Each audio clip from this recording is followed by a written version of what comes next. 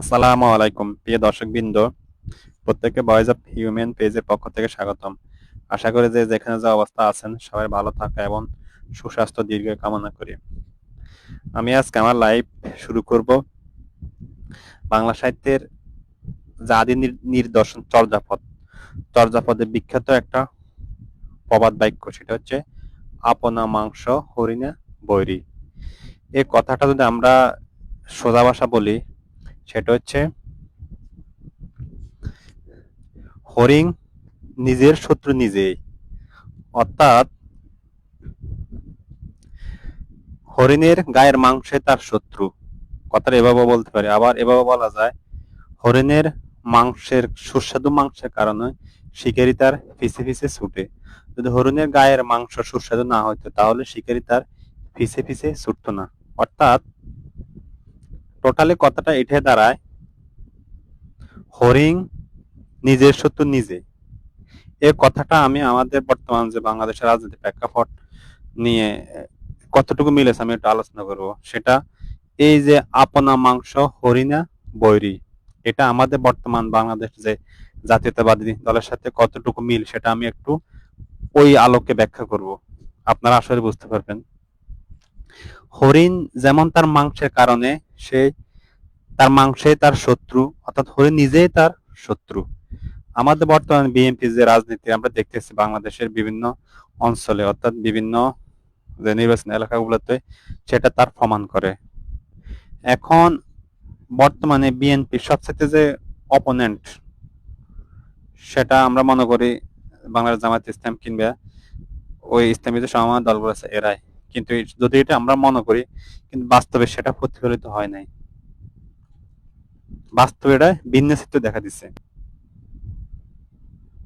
আপনারা জানেন প্রত্যেকটা আসনে বিএনপির একাধিক দেখা যায় প্রার্থী আছে, একাধিক সংসদ সদস্য প্রার্থী আছে, কিংবা তারা নির্বাচন করব প্রায় 4 জন 5 জন কিংবা অনেক 7-8 জনও আছে, যারা আপনারা নিয়মিত খবর দেখেন তারা বলতে পারবেন। প্রত্যেকটা আসনে প্রার্থীর থাকাটা স্বাভাবিক, প্রতিযোগিতা থাকাটা স্বাভাবিক, কিন্তু যদি প্রতিযোগিতা যদি কোন এক সময় দলের জন্য যদি ক্ষতি হয়, তাহলে ওই প্রতিযোগিতা ভালো না।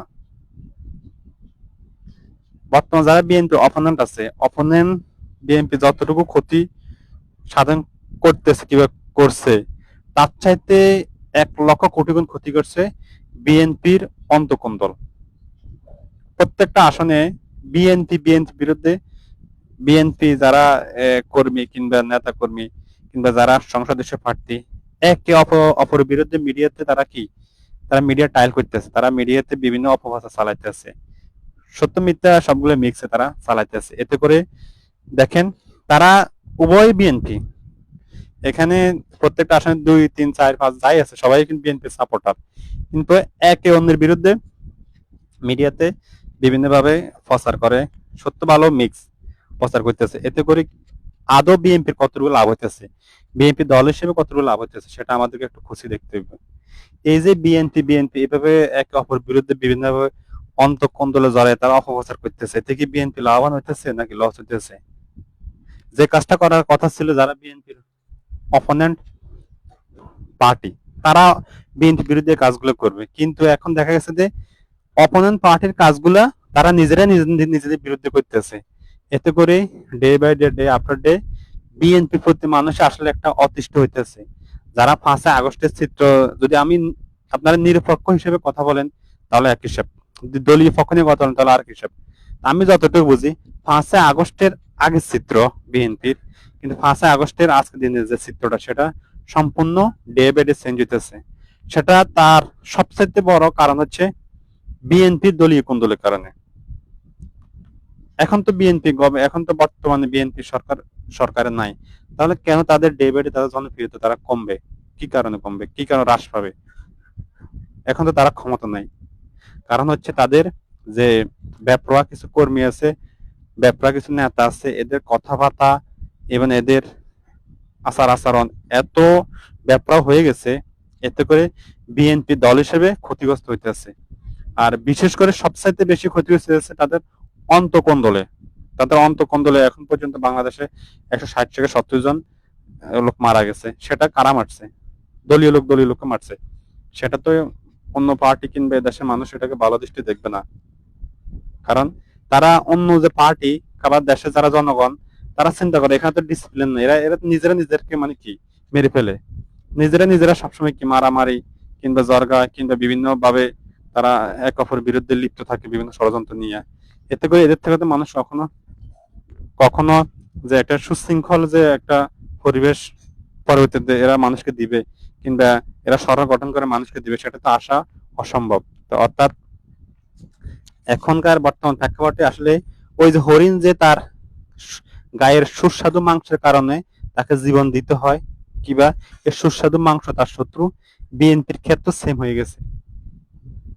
বিএনপি তার সে তার দলীয় তার যে পার্টির ভিতরে তার শত্রু জন্ম দিছে।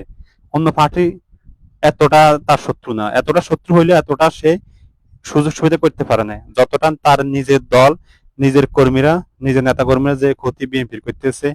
এভাবে চলতে থাকলে আপনি বিএনপির দলীয় পথে চলে যাবে। যদি এভাবে যদি যদি কর্মী কিংবা নেতা খাতারা যদি এক অপর বিরুদ্ধে এভাবে তারা অপপ্রচার প্রচার সত্য মিথ্যা টোটালি তারা এখন আমি যতটুকু দেখতেছি যারা আপনারা দেখেন তারা কিসের অপোনেন্টকে তারা কি কথা জবাব দিবে, কিভাবে অপোনেন্টকে তারা প্রতিহত করবে, ওটার থেকে তাদের অন্তঃকন্দলে যে বিভিন্ন পক্ষ আছে, এক পক্ষ আর পক্ষ কিভাবে তারা কি প্রতিহত করবে, এক পক্ষ আর পক্ষ কিভাবে কিভাবে কাউন্টার দিবে, কিভাবে বয়ান দেবে, তারা ওই নিয়ে ব্যস্ত। এতে করে বিএনপি দল হিসেবে বাংলাদেশে আসলে নাজেহাল হইতেছে দিন day by day, day after day. তো এই টোটালি আমার কথাটা আসলে আপনারা ওই বুঝবেন যারা আসলে এই নিরপেক্ষ অবস্থান থাকবেন তারা বুঝবেন, কিন্তু যারা ওই কথার মধ্যে যারা আসলে নিরপেক্ষ অবস্থান থাকবেন না কিংবা কথা জাজ করবেন না, তারা এই কথাগুলো বুঝবেন না। তো অর্থাৎ মূল কথা এটাই, বিএনপি তার অন্তঃকন্দলে সে ধ্বংসের দ্বারপ্রান্তে চলে যেতেছে ডে বাই ডে।